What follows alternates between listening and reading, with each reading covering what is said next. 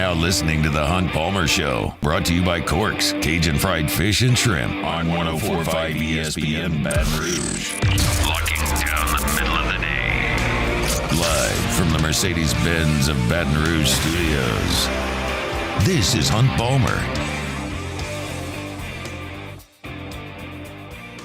Welcome in. Hunt Palmer coming to you from Mercedes-Benz of Baton Rouge studio downtown in the capital city on this Friday. It means we're brought to you by Corks, Cajun Fried Fish and Shrimp. Working towards the weekend. Got Taylor Sharp and Cassie Spazzali back there on the ones and twos. Lots of transfer portal news for LSU football today. We'll get to some of that. Paul Skenes, pretty good. We'll talk about that. Chris Mui will be with us at the end of hour number one to preview LSU and Missouri. Shea Dixon with us at 2 o'clock to talk about some transfer portal activity today on the way out for LSU, but more specifically, visits that are being set up for some defensive tackles that Shea's got a good beat on over there at On 3. Mock draft talking about the Saints trading up in round one. Do we like it? That's in hour number 2.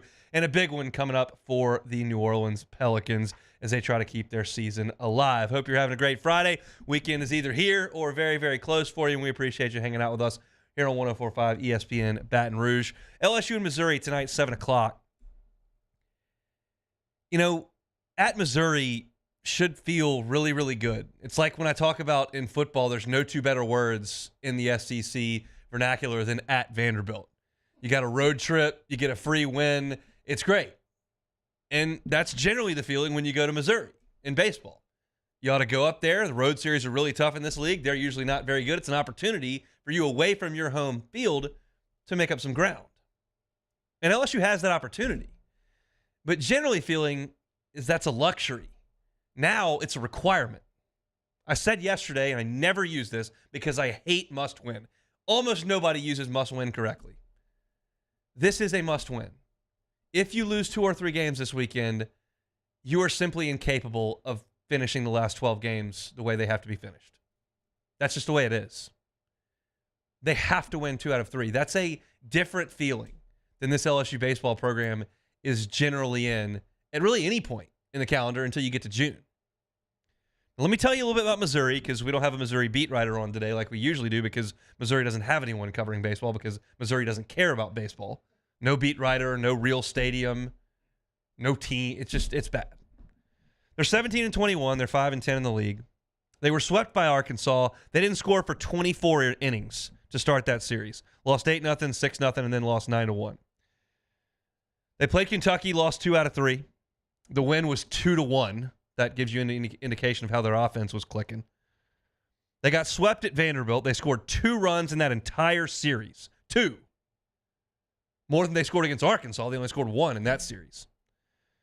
They did sweep Florida. They won a game 2-1, more offensive firepower. And then something over the last 5 SEC games has clicked a little bit for their offense. Because they won an 11-10 slugfest against Florida, and then they played Georgia in Athens and lost 15-10, lost 10-7, and won a 6-5 10-inning games. Their first 10 SEC games, they scored 17 runs total in 10 games. In their last 4, they've scored 24. Now, Georgia's pitching staff is awful.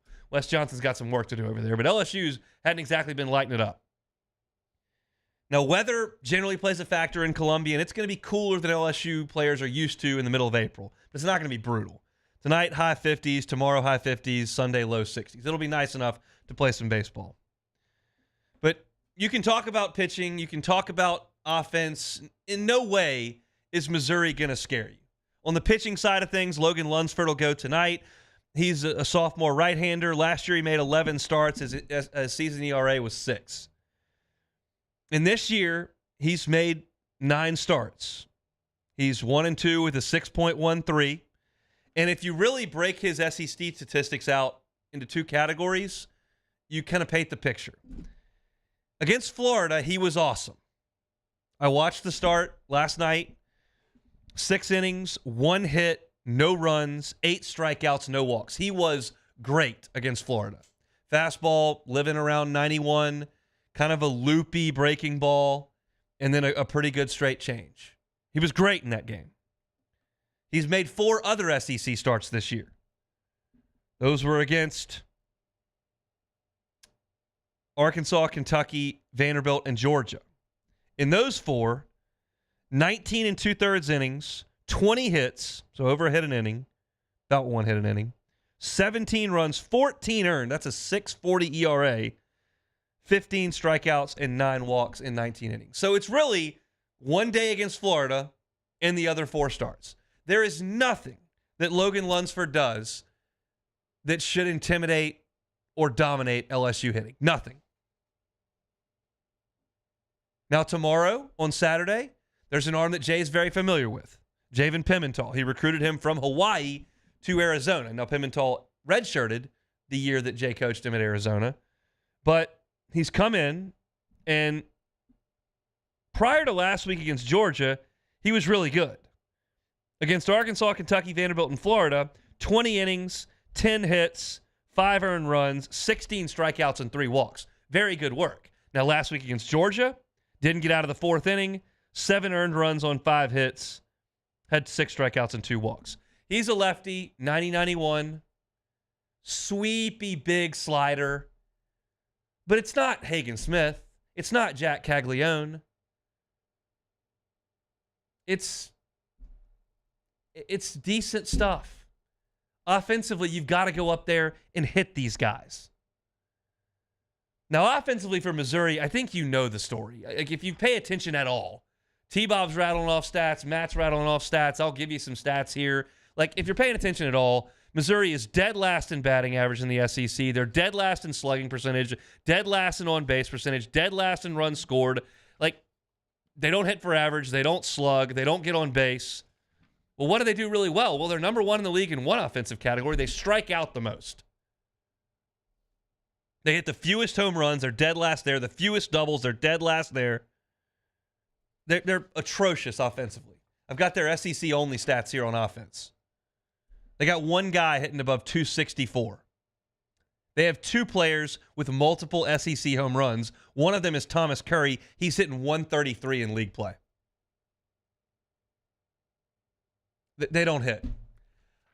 The most puzzling box score I've looked at all season long in college baseball is Missouri against Jack Caglione. All those stats I just rattled off, they're dead last in everything except first in strikeouts. They don't hit home runs. They don't hit doubles. They don't hit batting average. They don't do anything well on offense. And Jack Caglione went out there in Game 3 and couldn't get out of the 2nd inning. He gave up 6 earned runs on 7 hits. He had 3 walks and no strikeouts in an inning and a third. That's a bigger upset than the Soviets in the Miracle on Ice, that Missouri was able to do that to Jack Caglione. I've watched that guy pitch in person twice. But it's awful. I told you to start the whole breakdown. They scored 1 run on Arkansas and 2 runs on Vanderbilt in the weekend. So it's just a bad team. But they play hard, they're playing loose, and LSU is up against it and not confident. So it's time to go. If you're watching the stream, like, I'm in full gear today. I got the LSU hat on, I got the shirt on, I got LSU shoes on today. I got purple and gold socks on today. They got to do something.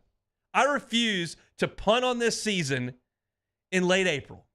Please don't make me start talking about the depth chart LSU's got at strong safety. I don't want to start doing that in April. I'm not going to give up yet. We have been looking at this weekend for 4 weeks going, well, they just got to get to Missouri. If they could just get to Missouri, well, they're here. Now, we thought they'd be here at maybe 6-9. We thought they'd be here at 5-10. 3-12 wasn't on anybody's radar. Well, it's here now. What are you going to do? LSU needs to take control of this series tonight.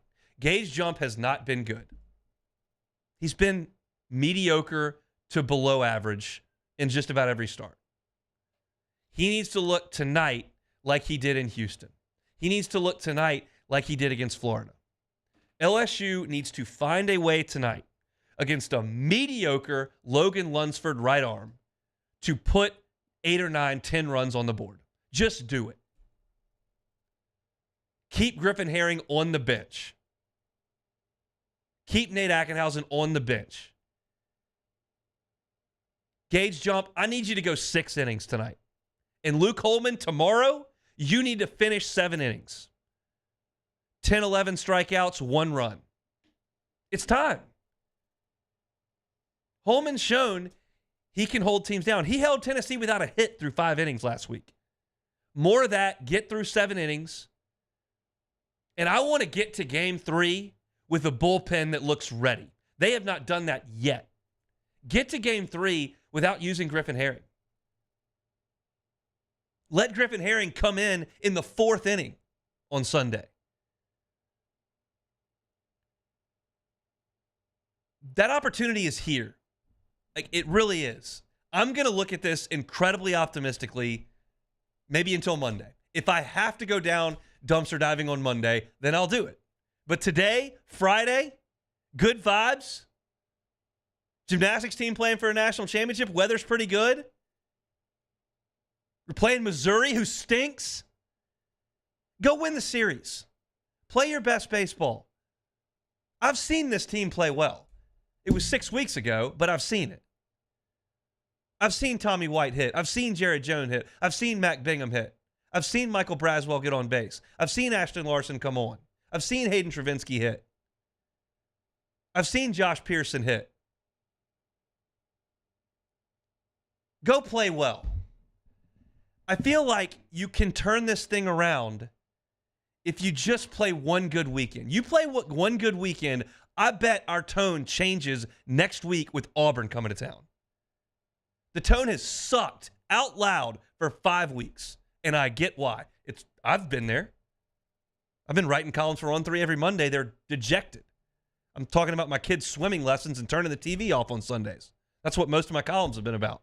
I'm right there with you. It's not like I've been a sunshine pumping champion for a month. I haven't. Today, we're changing that. These stats, this team, that location, they're going to pack dozens of fans in there tonight on metal bleachers. Just go kick their butts. It's Missouri. We'll talk to the movie about it coming up a little bit later. Our Friday show is brought to you by Corks, Cajun Fried Fish and Shrimp. It's an awesome time to get on by Corks on a Friday. Get that delicious, crispy fried catfish, jumbo Gulf shrimp, their recipe, born right here in the seafood capital of the world. That, of course, is South Louisiana. From the same folks that brought you Kuyon's Barbecue across the river in Port Allen, it's Corks right there on Government Street. If you're feeding the office, you've got a party, you're tailgating, got family coming in town, Corks, awesome, awesome option for catering, lunch, or dinner. The shoestring fries are fantastic. They got all your sauces covered, from your traditional tartar and cocktail to their cork sauce, creamy and fantastic. Got a little bit of kick to it as well. They can also do baked potatoes. Do a baked potato with crawfish etouffee on top of it and those jumbo Gulf shrimp. It is a fantastic dining experience over there at Corks on Government Street, and we appreciate them for bringing you our Friday shows. When we come back, a lot of movement for LSU football today on the way out in the transfer portal. What does it mean? We'll talk about it next. You are now listening to The Hunt Palmer Show. In times of need, get a full list of phone numbers, websites, and other important emergency information on the Demco Stormwatch page at 1045ESPN.com. Bayou Ford has $10,000 off F-150s, $10,000 off the new F-150 truck, plus 1.9% for 72 months. And all new Bayou Ford vehicles come with a 1 million mile warranty. The crew at Bayou Ford is going to do right by you. The Windsor Senior Living Community in Mandeville, Louisiana is a beautiful, vibrant apartment community geared towards seniors. They are nestled right in the heart of Mandeville, where seniors live a more carefree lifestyle in spacious apartments with the peace of mind that comes from having a little extra help. Call the Windsor at 985-624-8040 to schedule a lunch and tour. Come see how the Windsor can be your passport to peace of mind. Jerry and Benny Payne began Central Plumbing Company out of their driveway in Tanglewood Subdivision. 50 years later and 4 generations down the road, we continue to serve Baton Rouge and the surrounding areas for all of their plumbing needs. Residential, commercial, industrial, or hospitality, Central Plumbing is here 24/7, 365. We want to thank our customers, family, and friends for 50 years of success. And looking forward to 50 more. I've been doing business with Luba for 25 years. They're dependable, trustworthy. It's just the attention to detail with our clients. Our folks have years and years of experience. They're highly trained professionals. But many companies have that asset. What I'd like to think makes LUBA a bit different is that we use those talents in a way that truly is dedicated to serving the needs of the folks who depend on us. Yo, Jake here from my friends over at Community Steel Company located in Gonzales, Louisiana.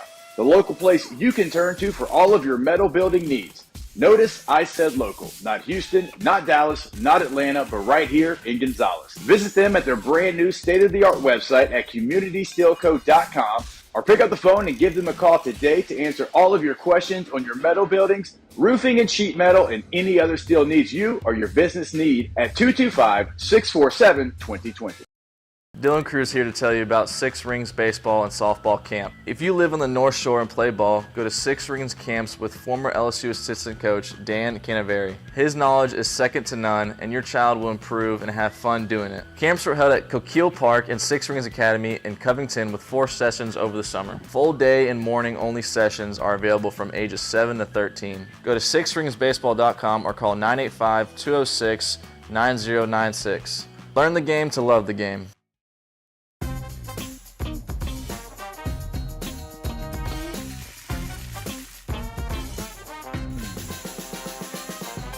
The best kept secret in town is out. Discover Tallulah at the Renaissance Hotel on Bluebonnet.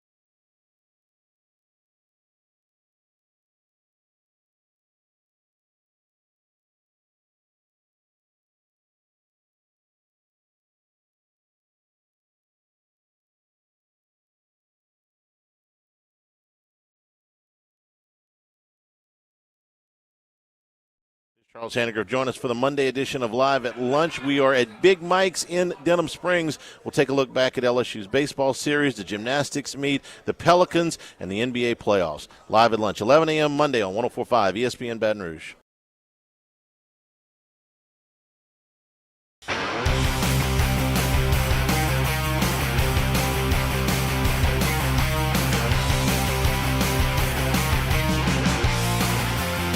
You're listening to the Hunt Palmer Show, brought to you by Corks, Cajun Fried Fish and Shrimp. LSU spring game concluded back on Saturday, and as you would expect, as spring concludes and the transfer portal opens, you would imagine there will be some activity. And we knew that there would be activity for LSU because Brian Kelly has been adamant about the fact that LSU will be pursuing defensive tackles in the transfer portal, and that becomes difficult when you're over the roster limit already as you conclude spring ball. So you figured there would be 7 to 10 players headed into the transfer portal. And we saw pretty quickly Jackson Howard moved on, and he's now committed to his home state, Minnesota. Connor Gilbert, the tight end, decided he was going to move on. Kai Prien, who had a nice touchdown catch in the spring game, has decided he's going to move on. He's headed to Tulane spring game this weekend, and that seems like a potential landing spot for him at wide receiver. And then 3 more names that we've seen here in recent hours. Christian Brathwaite, a linebacker, Jeremiah Hughes, a corner, and Ryan Yates, a safety, have all declared their intentions to enter the transfer portal. And so the question is, like, how big a deal is this for LSU? Well, I'll tell you, it's different in different cases. We'll start with Jeremiah Hughes, who LSU brought in from out west to play corner. He was a 3-star from out in Nevada, and you bring him in, and he decides he's going to transfer out. Now, we know that LSU was very, very poor at cornerback last year. The play was not good. Teams threw it all over the place. It started with Jordan Travis, Keon Coleman, and company over in Orlando, and it never really stopped. It was just very, very poor all the way around. But just because the play was poor doesn't mean the depth is not good. LSU has more than it needs at corner and safety. I'll run through the list here. Javian Toviano and Ashton Stamps are sophomores, so you would imagine are toward the top of the depth chart. Zy Alexander is a senior. When he gets healthy, you would imagine he'll be there as well. Those appear to kind of be the first 3 right now. What you get out of the two Ohio State transfers that are both juniors, J.K. Johnson and Jair Brown, we'll see. P.J. Woodland early enrolled and made some waves in the spring. And then you've got Bernard Causey, Wallace Foster, and Juwan Johnson all in this class. That is 1, 2, 3, 4, 5, 6, 7, 8, 9 at cornerback without Jeremiah Hughes. And only Zy Alexander is out of eligibility after this year. So assuming everyone stays, which they won't, but assuming that, you're talking about 8 guys that you go into next spring with without even adding this freshman class. So as far as corner goes, LSU's depth is just fine without Jeremiah Hughes. It's just a matter of can Javian Toviano, Ashton Stamps, Zy Alexander, J.K. Johnson, Jair Brown, and P.J. Woodland play up to the standard that LSU holds itself to at cornerback. We'll see. But as far as depth goes, you're fine. At safety, you're even better in terms of depth. The numbers are astronomical at safety. Even with Ryan Yates leaving, you've got Major Burns, who's a senior. You've got Sage Ryan, who's a junior. You've got Jordan Gilbert, who's a junior. You've got Jordan Allen, who's a sophomore. You've got Kylan Jackson, who's a redshirt freshman. And then you bring in Deshaun McBride, Joel Rogers, who are freshmen as well. Matthew Langlois is still here. He is a junior. And then Austin Alsbury transferred in from Auburn. That's 1, 2, 3, 4, 5, 6, 7, 8, 9 guys for 2 spots. Depth is okay. I think that the staff had high hopes for Ryan Yates when he came in. Ryan Yates did play a little bit last year. Everyone who was dressed out for LSU in the secondary eventually played some, especially in the bowl game when you basically had nothing left. When Zy Alexander got hurt, you're kind of looking around like, we'll see. You didn't have Denver Harris. Like, you didn't have Deuce Chestnut. Like, whoever could play in the secondary was out there playing. But between safety and corner, even with Yates and Jeremiah Hughes out, that's 1, 2, 3, 4, 5, 6, 7, 8, 9, 10, 11, 12, 13, 14, 15, 16, 17, 18 guys in the secondary. Now it's just up to Corey Raymond to go out there and coach him. And as I look at this, I kind of think your secondary right now looks like Javian Toviano, Ashton Stamps, Zy Alexander, Major Burns, Sage Ryan, Jordan Gilbert. And then behind them, J.K. Johnson, Jair Brown, P.J. Woodland, Kylan Jackson, Deshaun McBride. Like, that kind of looks like your first group. That's a lot of guys that garnered a lot of attention coming out of high school. Javian Toviano, 4-star, one of the top 10 players in the state of Texas. Ashton Stamps, a little bit under the radar, but we know about those guys in Louisiana. J.K. Johnson, Jair Brown were 4-stars. Major Burn was a 4-star. Sage Ryan was a 5-star. Jordan Gilbert was a 4-star. Kylan Jackson was a 4-star. Deshaun McBride was a 4-star. This is the type of recruiting profile LSU's very used to at defensive back. The production remains to be seen. That's something I'm still looking for.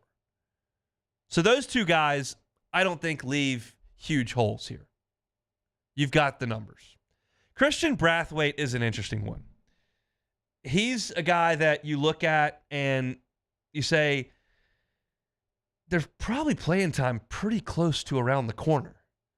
Like, Greg Penn is here, but he's a senior.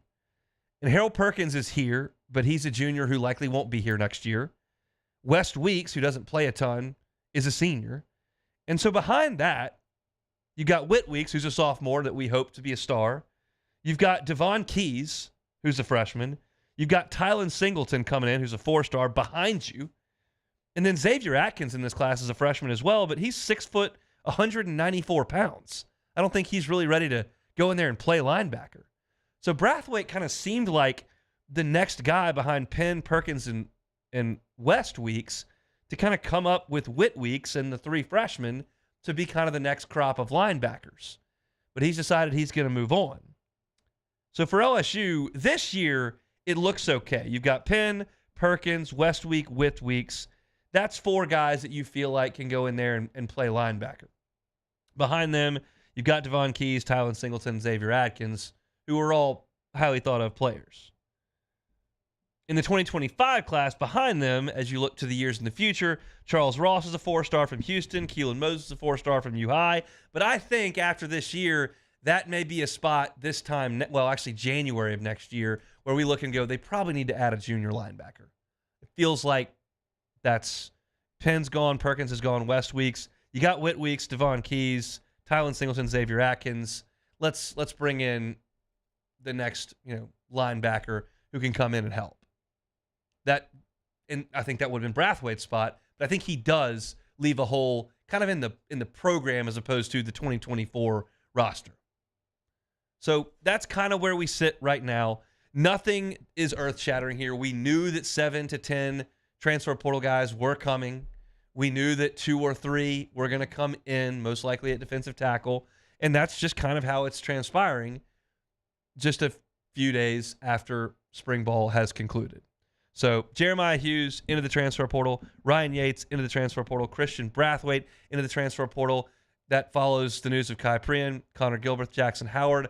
I don't have any inside information on any other folks that are headed directly to the transfer portal. If I had to guess, I would pinpoint the secondary as well as the wide receiving core as potential spots where guys could leave. But again, that's just potential and just looking at the numbers and understanding how things could shake out over the next few days. But right now, LSU kind of right where they thought they would be. We'll talk with Shea Dixon in hour number 2 about what visits are being set up for guys that are going to come into LSU via the transfer portal. That's probably the more interesting news for LSU, guys that are going to be with you as opposed to guys that are moving on. But did want to give those a little bit of a mention here on this Friday. We're brought to you by Cork's Cajun Fried Fish and Shrimp. CorksFishandShrimp.com is a website if you want to check out that menu. Take a time out when we come back. Chris Mui is off of his conference call. He's going to jump on next to talk a little bit of baseball with us as he does each and every Friday. We'll do that next on the Hunt Palmer Show. You are now listening to the Hunt Palmer Show. Audio Video Security Solutions, AVSSLA.com. I always tell you to have Mitchell Fisher and his team come out to your home and just kind of see what they can do for you. Go through that consultation. Well, I can do better this weekend because the Parade of Homes is an awesome event here in Baton Rouge. It kind of shows off the best work of some of the best builders in town. And one of those, LeBlanc and Fresina, has allowed Audio Video Security Solutions to go into one of their homes that'll be on the Parade of Homes this weekend here in Baton Rouge and install some of their great things in terms of their audio and their video. And Mitchell Fisher will be there this weekend to demonstrate some of the great things that they can install in your home at Audio Video Security Solutions. They'll be at House 23 on the Parade of Homes. You can check out the website or go on Instagram and see the Audio Video Security Solutions post, AVSS_BR. If you look there, you'll see a picture of the house and some of the things there. Mitchell's going to be there Saturday and Sunday going through some of the great features that they can offer at Audio Video Security Solutions. I highly recommend you go check that out or check them out online, avssla.com. It's Audio Video Security Solutions at the Parade of Homes this weekend and online at avssla.com. Our listeners fire off their opinions on the jimsfirearms.net hotline at 499-1045. Keep listening for your next chance to shoot us your thoughts with the jimsfirearms.net hotline on 1045 ESPN Baton Rouge.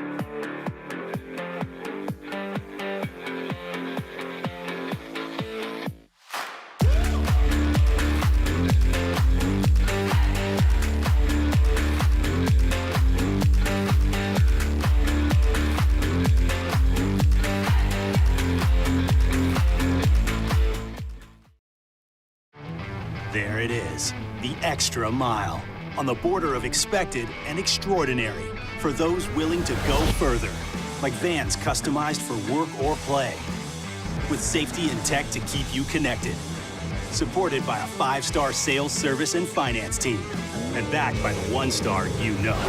So go the extra mile. It's never crowded, because so few have what it takes to go there. Mercedes-Benz Vans. Breck teamed up to reimagine your parks, and you imagined big. With your help, we went to work, creating 12 beautiful community parks across the parish. A family-sized water park, miles and miles of trails, and parks just for your dogs.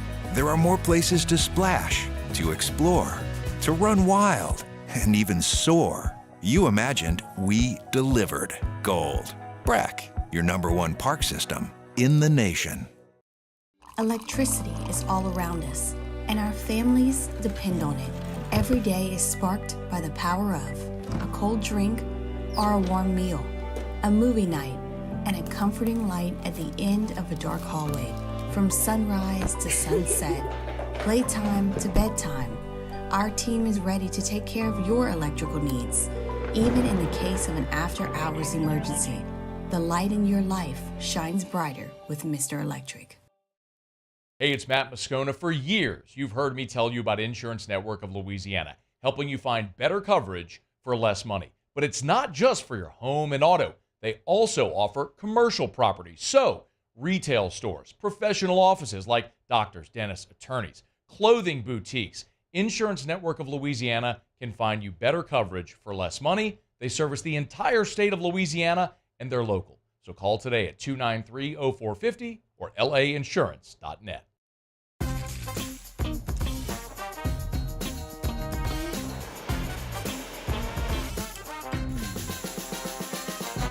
Moscona inviting you to join us for a Friday edition of AFR presented by Don Juan Cigar Bar. The Riot Radio Hours return, previewing LSU, Mizzou, and Pels Kings in the play-in. Join us, 3 to 6, 104.5 ESPN Baton Rouge.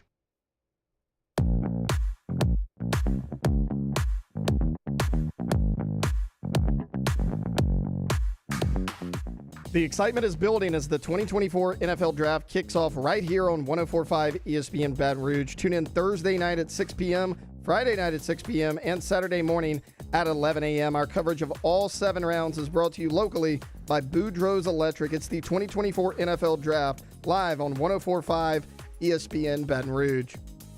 This is the Hunt Palmer Show, brought to you by Corks, Cajun Fried Fish and Shrimp. Our baseball breakdowns all season long brought to you by Plucker's Wing Bar, 2 locations in Baton Rouge, Nicholson just south of campus, Bluebonnet in front of the Mall of Louisiana. And to break down a little baseball, we bring in Chris Mui, former Tiger Southpaw and national champion. He joins us on the Jim's Firearms Hotline. Mui, how are you? Doing good, Hunt. How about you, buddy? Doing okay. As good as a 3-12 guy can be. How do you think they're feeling right now as they get ready to play baseball tonight? Hopefully a sense of urgency. You know, I mean, this is the halfway point of the season, and you look at your record. I mean, you realize you let a couple of games slip away. I'm not saying they should be 10-5, but you think they probably have 3 more wins that you look back and like, we really should have won that game. You know, and case in point, I was at the game Saturday in Tennessee, and looking back, walking out that stadium, like, I can't believe we didn't win that game. You know, that was right there in their grasp, and they just didn't take advantage of opportunities. So it's pretty much now or never, really, when you look at, you know, the next couple of series. I mean, if you're going to get a chance to try to make the SEC tournament and then a regional, hopefully, you got to start this weekend. Give me the vibes in Knoxville last week. I mean, what did you see with your own eyes? Just, I thought the pitching did great. You know, I was not there for the Sunday game. I listened to it on the drive home, but I thought, you know, Holman was absolutely fantastic on Saturday.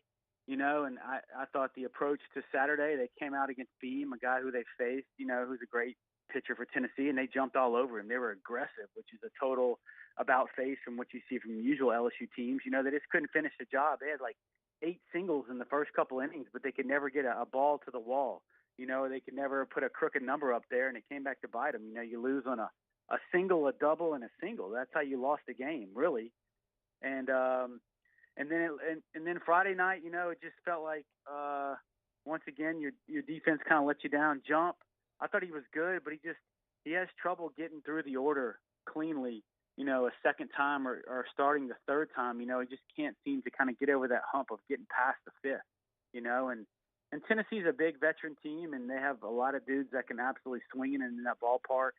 The wind plays a factor, but I don't know. It just kind of felt like the same old. Really, just really never got anything going from a hitting perspective. I thought the pitching held up though. It did, and sometimes there's been good hitting and the pitching's faltered. It's just right. They can't get it all on the same page. Jay was talking a little bit this week about trying to make things as easy as he can for the guys. He's going to bunt a little bit more, do some squeezing, try to make it to where they don't have to hit a double or a triple or a home run to score a run. What do you think about that philosophy on offense? I guess. I mean, I listened to his press conference, and if anybody hasn't heard his press conference or doesn't think he's on top of things and looking at this thing from literally every possible angle, I would encourage him to go listen, because I listened to the whole thing, 20 minutes, and I was very encouraged walking away. Not that I thought he was missing something, but I don't know. There's a couple guys that can bunt, but there's some guys that flat out couldn't bunt to save their life. Like, literally, I would not put my life in their hands to lay down a bunt. It's really bad. But I like the fact that he's being more aggressive, I think, with steals and hit and run. I think he should be more aggressive at times. And I know you've talked about sometimes you got like Jones or Travinsky and White back to back to back, and they just clog up the bases. But they can split those guys up in the lineup with some guys that can move a little bit. But I don't know. I mean, it's tough to hold teams in the SEC down to 4 or 5 runs. And if that's what you're asking your pitching staff to do, to me, that's just not a recipe for success. So, you know, you're going to have to score 6, 7, 8 runs at times, or this week.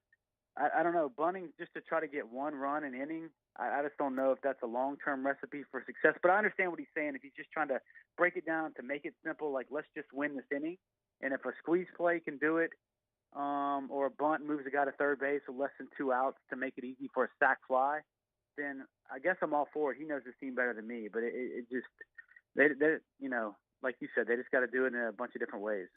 You've talked a lot about, I mean, kids know who they're playing against. But, I mean, as we sit here and analyze series, it's like they go to Fayetteville early, and you're like, just got to make sure you get a game. Like, that's what we were talking about prior to the first game of that series.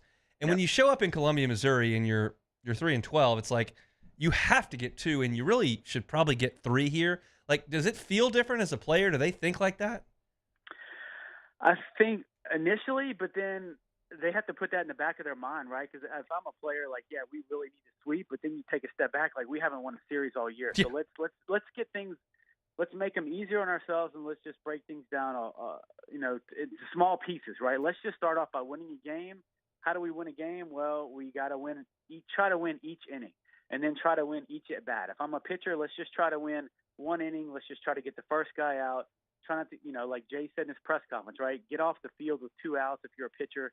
So I think if you're trying to get a sweep, that's going to be overwhelming for a team that's struggled mightily. And I think Jay and Yeski and those guys are going to really try to break it down to make it super simple. Let's just focus on this. Because you think about it, the mindset, I'm sure, with the freshmen you have and the transfers, they're like, man, I didn't sign up for this. Yep. We're the reigning national champs.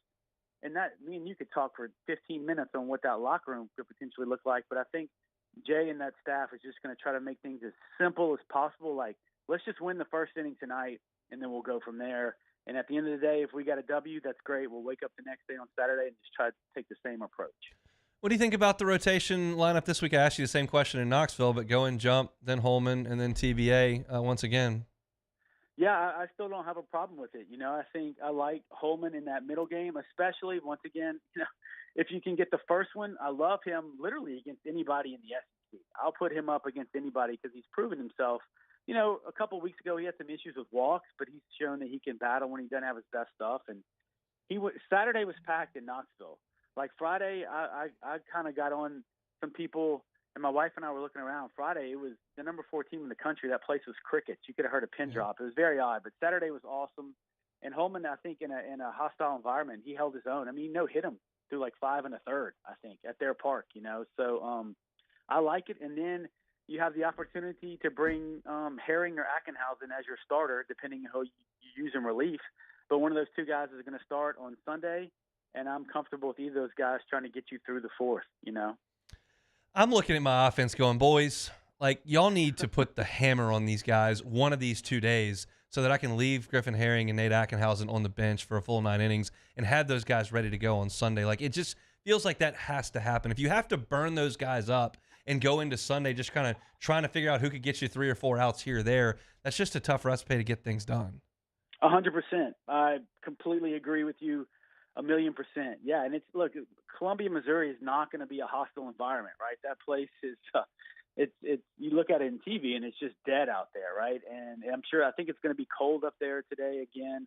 But yeah, it'd be nice if they could put a 10 or a 12 spot up there and run out Aiden Moffitt again, like he's going to continue to do, run out Cam Johnson again, maybe even Ualoa or lower to build some confidence, to let those guys continue to get their feet wet, the young guys in SEC play. And yes, save Herring and Ackenhausen, and maybe if Holman can get through 6 or 7, then it's a shorter stint. You got a big lead, but I agree with you. You got to hammer somebody at some point just to save the pen, because these tight ball games, you're throwing darts on Sunday just to see who can get you out. And it doesn't, nobody really has, they have parts of their outings on Sundays are great, but then like you saw with Moffitt, right? It's the progression of Moffitt to where he had a great inning, but then it was a long inning for LSU when they hit, but then he comes back out the next inning and he couldn't even get out 1 or 2 outs, right? It's his progression to where it's like you want to bring those guys in non-pressure situations, hopefully, to where they can build some confidence, even though they have great stuff. But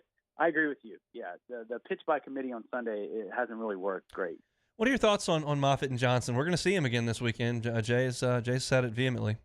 Yeah, no, I felt like, I guess is it the Vandy series? I put out a tweet, but it was one series. I think it was the Vandy series where none of the older guys pitched. Right, you didn't see Ualoa, you didn't see Lower, you didn't see Hurd. Yeah. You didn't see Little. So to me, that was a clear message from Jay saying, look, y'all have been in college baseball for a long time. If you can't get outs on a consistent basis, then we're just going to turn the page a little bit and go with the young guys who have unbelievable stuff. And they're going to be my guys for next year.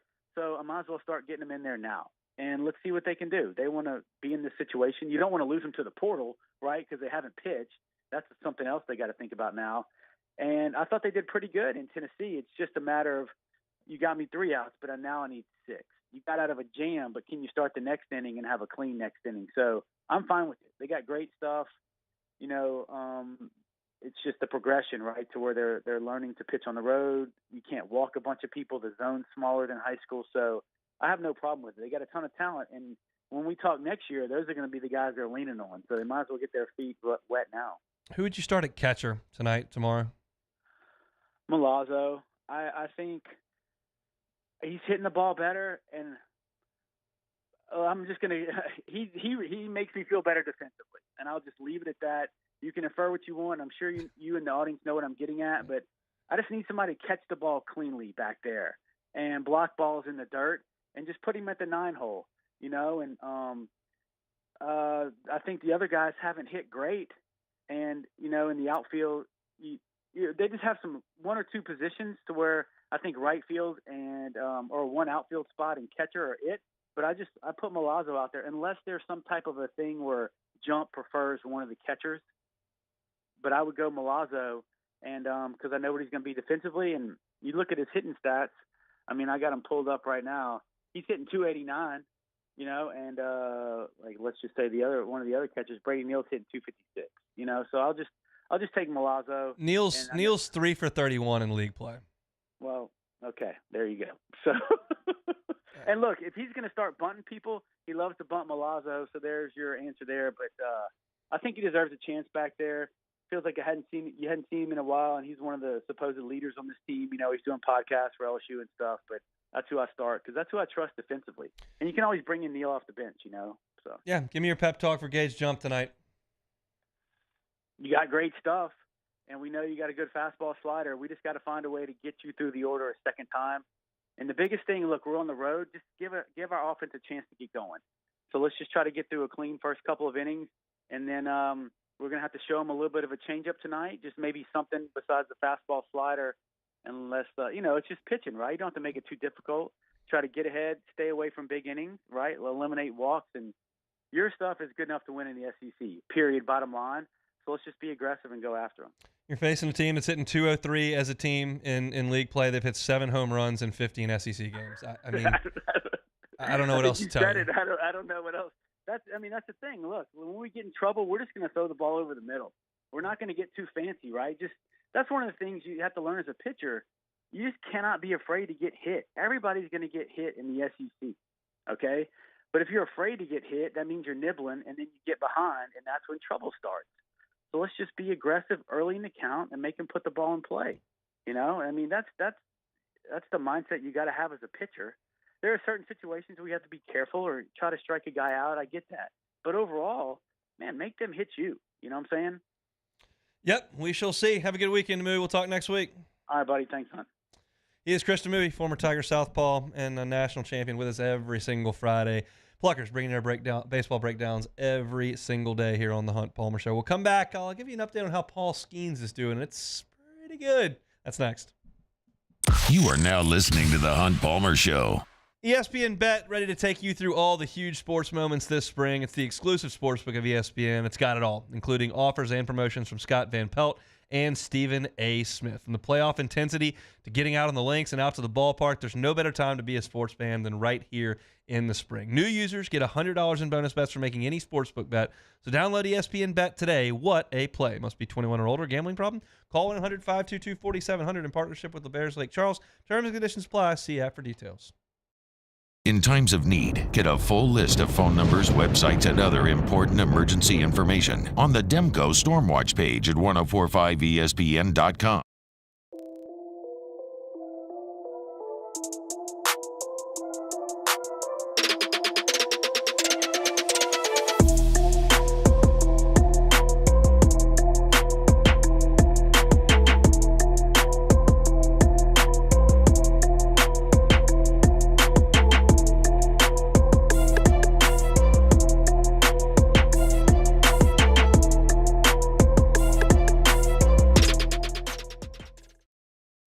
Jerry and Benny Payne began Central Plumbing Company out of their driveway in Tanglewood subdivision. 50 years later and 4 generations down the road, we continue to serve Baton Rouge and the surrounding areas for all of their plumbing needs. Residential, commercial, industrial, or hospitality, Central Plumbing is here 24/7, 365. We want to thank our customers, family, and friends for 50 years of success. And looking forward to 50 more.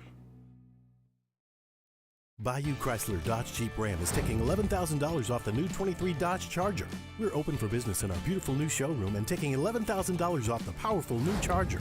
All new Bayou vehicles come with a 1 million mile warranty. The crew at Bayou Automotive is going to do right by you. Power up your next project with John Deere Deals by Sunshine. Whether you're working hard or playing hard, our knowledgeable team will help you find the right product for you. Ask us about our amazing tractor package promotions. Learn more about what it means to be powered by sunshine at sunequip.com.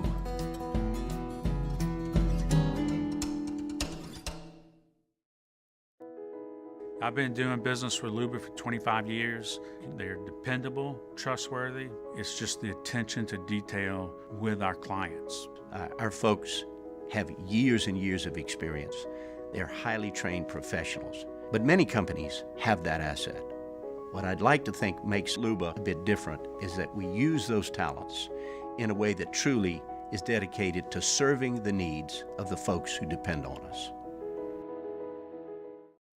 Bayou Ford has $10,000 off F-150s, $10,000 off the new F-150 truck, plus 1.9% for 72 months. And all new Bayou Ford vehicles come with a 1 million mile warranty. The crew at Bayou Ford is going to do right by you. Yo, Jake here from my friends over at Community Steel Company located in Gonzales, Louisiana. The local place you can turn to for all of your metal building needs. Notice I said local, not Houston, not Dallas, not Atlanta, but right here in Gonzales. Visit them at their brand new state-of-the-art website at communitysteelco.com or pick up the phone and give them a call today to answer all of your questions on your metal buildings, roofing, and sheet metal. Monday's OTB. Did the Tigers finally manage to win their first series of the weekend? Will the Pelicans be playing playoff basketball? The latest from the Purtle and weekend winners. Off the bench, 7 to 10 a.m., 104.5 ESPN.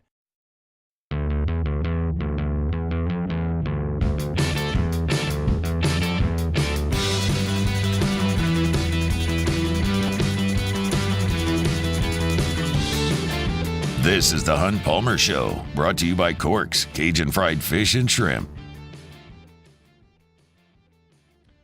Back here to close up our number one here on this Friday. Good Thursday for the power couple of Paul Skenes and Livy Dunn. Of course, you're well aware LSU's gymnastics team advanced yesterday into the finals, which will go on tomorrow. There are 4 teams left competing in the national championship meet, and this could be LSU's best chance to win a national championship as Oklahoma, the two-time reigning defending national champs, had a couple falls yesterday and have been eliminated. So we'll see. So great news for Livy Dunn. Paul Skenes went out yesterday and was fantastic once again in his start. He threw 3 1/3 innings, only gave up 1 hit, struck out 8 in those 3 1/3. He was quite salty. And if you look at Paul Skenes' year so far, it's early, obviously, but he's made 4 starts. He's only allowed 5 hits. He is not allowed a run yet. 27 strikeouts and 4 walks. If you want to run some quick math on that, that's 20 strikeouts per 9 innings. 20 strikeouts is the major league record in a game, and he's averaging that. So I get the question a lot, like, he's in AAA, like, when are they going to call him up? And based on, like, stuff and results and statistics in AAA, I would go, like, really soon. But there's one problem with that assumption. They're not stretching him out. They're babying him at this point early in the season. His first start was on March 30th, and he threw 3 innings. His second start was on April 5th, and he threw 3 innings. He then started a week later on the 12th and threw 3 1/3, and then yesterday threw 3 1/3 again. They're just not building his pitch count up a ton. It's 46, 44, 55, 65. Now, maybe next time out, and he's pitching for Indianapolis at this point, maybe they get him up to 75, and they're just ramping him up like 10 at a time. That's obviously, this is not an outs thing because he's getting to numbers. He's gone, if your number was 45 to start, he hit 46, then 44, and that was in 3 innings, so you're not going to send him back out there to throw one more pitch. And then he threw exactly 55 and exactly 65 in the next 2 outings. Those were both in 3 1/3 innings. So it's clear to me that they don't care how many outs he gets. They're going straight for numbers on pitch counts. And they're not, in my opinion, going to call him up to the big leagues until he gets to like 100 pitches, right? So it would stand to reason that you've got a few more weeks. I would say it would surprise me if Paul Skenes was not up by the 4th of July. I think Memorial Day, which is like a month earlier, is reasonable. In terms of like pitching readiness, he has nothing to do in AAA. He's toying with AAA. Toying with it. 4 outings, 5 hits, no runs, and 20 strikeouts per 9. They're no match for him. And I don't know if he's going to show up and dominate big league hitters or take some lumps. You never really know. Steven Strasburg show up and striking everybody out. Some guys show up and get knocked around a little bit. We famously know Alex Bregman went up there and went on a 2-week just desolate run. It's tough up there. But the Pirates, although they've played well to start the season, are not going to be in this thing in September. And service time manipulation is not a concern at this point, nearing the end of April. So I would suggest sometime in the next month to 6 weeks, depending on what their pitch count barometer is, and whether maybe they're trying to get him into some warmer weather. Like, I don't know. But he's ready to go. And I think he'll be up pretty quickly. And it bums me out that he's in my division, but it's in Pittsburgh. And the Pirates are generally not that good. So I'm not totally threatened right this second. Maybe that changes the first time Skenes takes the ball against the Cubs. But he's been awesome in 4 outings for the Indianapolis Indians, who, interestingly enough, still have that name. But he's in AAA, and he's rocking and rolling, and I think he'll be in the big leagues really soon. I wish we could call him to go pitch tonight in Columbia, Missouri. Without him, Paul Skenes doing real well up there in AAA. That's it for our first hour here on a Friday edition of the Hunt Palmer Show. Our Friday edition is always brought to you by Cork's Cajun Fried Fish and Shrimp. Check out the menu, corksfishandshrimp.com. I say this all the time, but I'll say it again here. If you're one of those people that's like, hey, I'm from South Louisiana, like drive-through seafood, not for me. That's just not how I want to do it. I promise, just go once. This is not one of those national chains that's importing everything in and doing everything in bulk. Like, this is one location, guys from South Louisiana doing things the right way here in Baton Rouge. It's Cork's Cajun Fried Fish and Shrimp. They've got awesome catfish, fantastic fried shrimp, the shoestring fries, the baked potatoes, pork chops. They've got it all, including salads over there at Cork's. And invite you to get on by. If you're feeding the office at some point, want to get lunch brought in. This happened actually at my wife's place. She's a nurse, and a couple of weeks ago, Corkscrew came in and dropped off lunch for all of them. She loved it, as you would expect, because it's very, very good stuff, and they bring Air Friday shows each and every week. We open things up with my preview of LSU and Missouri. That's at the top of the show. Second segment, we're talking transfer portal with LSU football. We'll do a little bit of that coming up in hour number 2. If you missed that segment, want to catch it on demand, YouTube's got it. Hunt on LSU is where all your LSU football news and notes can be found. Chris Mui was with us a little bit earlier. Our baseball breakdowns are brought to you by Pluckers. In hour number 2, we'll close down the week with some Saints talk. Got a mock draft that includes the Saints trading up. What does that look like? We got to talk Pels a little bit. When we come back, Shea Dixon, what transfers are going to visit Baton Rouge? He'll tell you after SportsCenter. You are now listening to The Hunt Palmer Show. There it is, the extra mile, on the border of expected and extraordinary, for those willing to go further, like vans customized for work or play, with safety and tech to keep you connected, supported by a 5-star sales, service, and finance team, and backed by the 1-star you know. So go the extra mile. It's never crowded, because so few have what it takes to go there. Mercedes-Benz Vans. At Relief Windows, we're more than windows. We're windows, doors, hardy plank, and vinyl siding. But our number one product is always customer satisfaction. Visit us online at reliefwindows.com.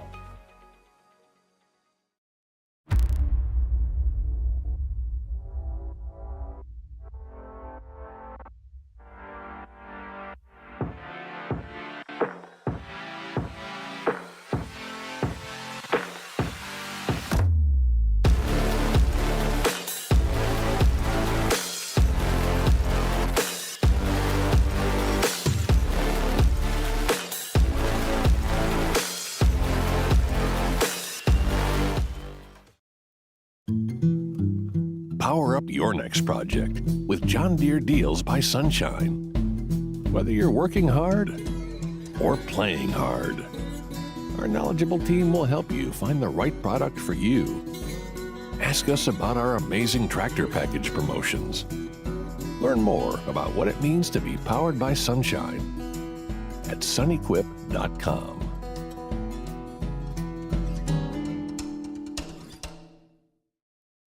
Breck teamed up to reimagine your parks, and you imagined big. With your help, we went to work, creating 12 beautiful community parks across the parish. A family-sized water park, miles and miles of trails, and parks just for your dogs. There are more places to splash, to explore, to run wild, and even soar. You imagined, we delivered. Gold. Breck, your #1 park system in the nation. Electricity is all around us, and our families depend on it. Every day is sparked by the power of a cold drink or a warm meal, a movie night, and a comforting light at the end of a dark hallway. From sunrise to sunset, playtime to bedtime, our team is ready to take care of your electrical needs, even in the case of an after-hours emergency. The light in your life shines brighter with Mr. Electric. Hey, it's Matt Moscona. For years, you've heard me tell you about Insurance Network of Louisiana, helping you find better coverage for less money. But it's not just for your home and auto. They also offer commercial property. So, retail stores, professional offices like doctors, dentists, attorneys, clothing boutiques. Insurance Network of Louisiana can find you better coverage for less money. They service the entire state of Louisiana, and they're local. So call today at 293-0450 or lainsurance.net. Jerry and Benny Payne began Central Plumbing Company out of their driveway in Tanglewood subdivision. 50 years later and 4 generations down the road, we continue to serve Baton Rouge and the surrounding areas for all of their plumbing needs. Residential, commercial, industrial, or hospitality, Central Plumbing is here 24/7, 365. We want to thank our customers, family, and friends for 50 years of success. And looking forward to 50 more. Bayou Chrysler Dodge Jeep Ram is taking $11,000 off the new 23 Dodge Charger. We're open for business in our beautiful new showroom and taking $11,000 off the powerful new Charger. All new Bayou vehicles come with a 1 million mile warranty. The crew at Bayou Automotive is going to do right by you.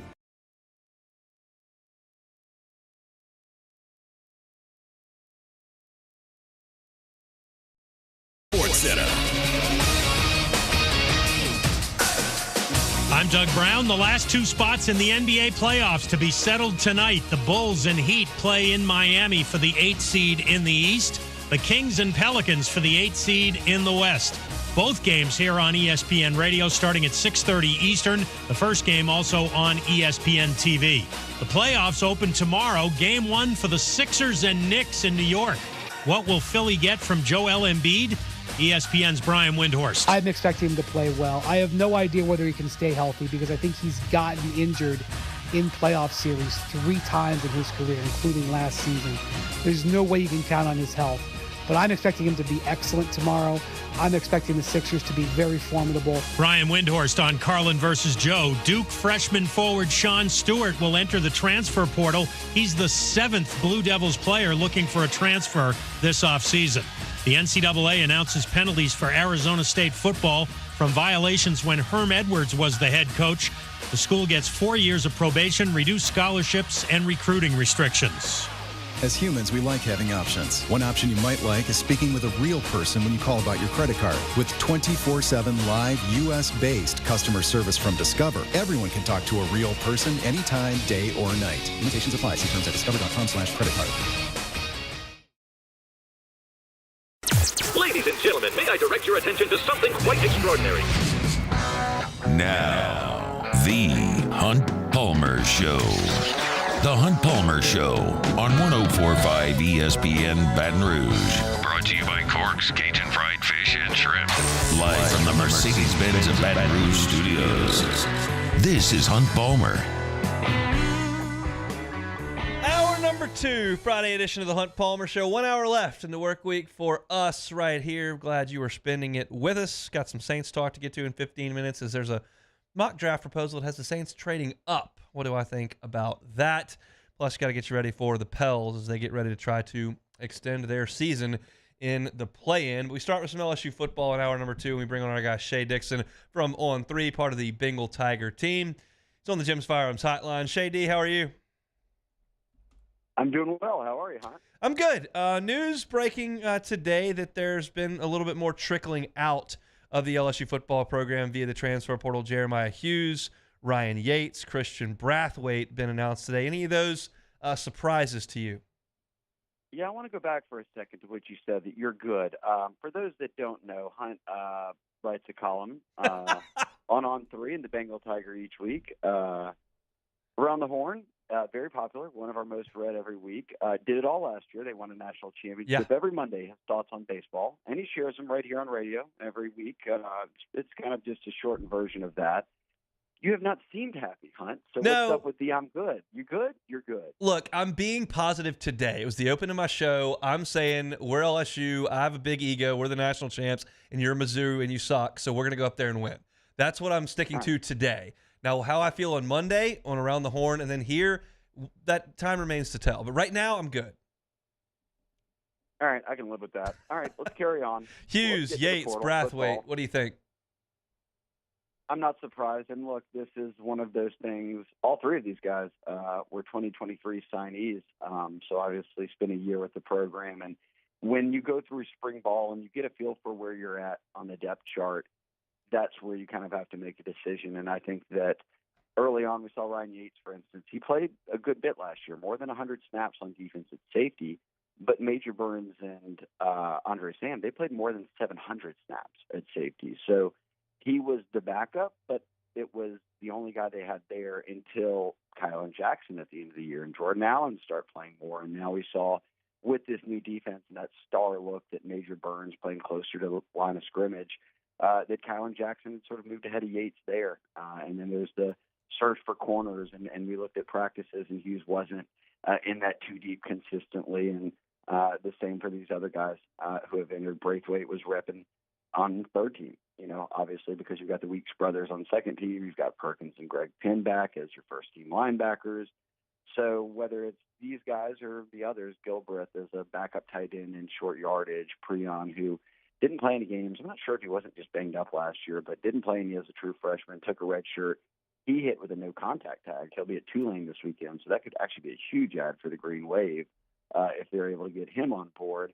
And then Jackson Howard heads back to Minnesota, number one player out of Minnesota, signed him. Good player, right? I mean, the son of a former NFL player. But the reality is, in the portal era, when you sign a kid from that far away, that if he's not going to be starting or playing a ton in year 1 or 2, which at this point they've got a lot of guys at edge or D end or kind of wherever you think he fits best, that it's not surprising that he goes home. And within a couple days of him announcing that he had hit the portal, or at least officially in the portal, he lands with Minnesota, so he's back in his home state. But to recap me rambling, it's a lot of guys who say, hey, look, this is where I'm at on the depth chart, and natural attrition occurs. This is what the portal should really be for, is giving guys a chance to either get back closer to home or maybe most importantly, get a path to playing time.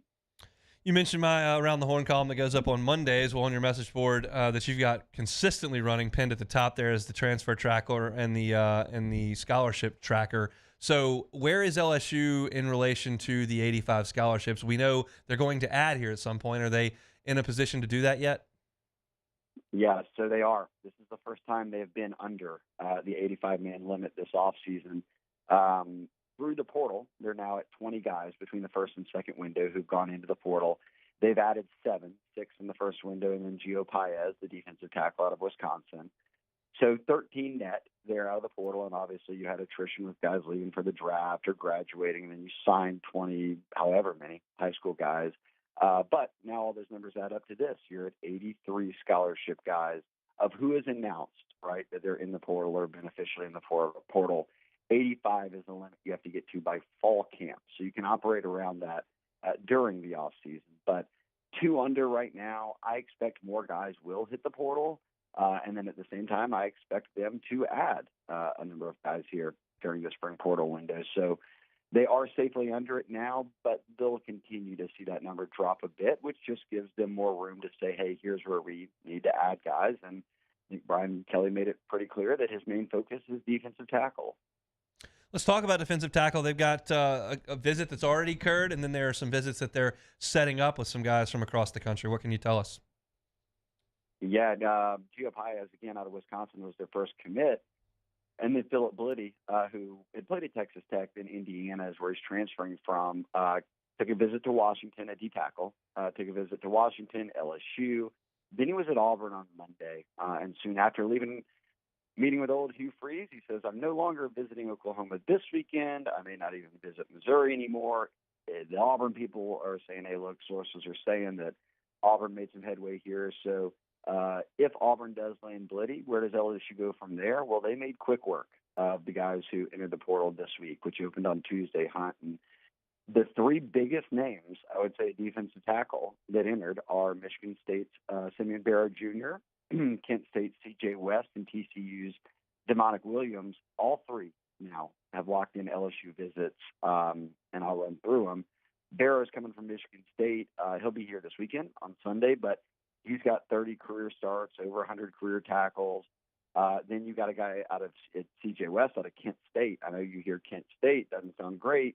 Well, Albany probably didn't sound great to some FSU fans, but they felt pretty good about getting old Jared Verse on their team for a couple of years. But West is coming from the Golden Flash. His numbers look a lot like Barrow's coming out of Michigan State. I mean, he has played for 4 years, has over 100 career tackles, has right at 20 tackles for loss. It's almost hitting double-digit sacks, played in more than 30 games. So you kind of are starting to see a trend with those two of like Paez, a veteran, someone. Now with these two are bringing in a lot of production.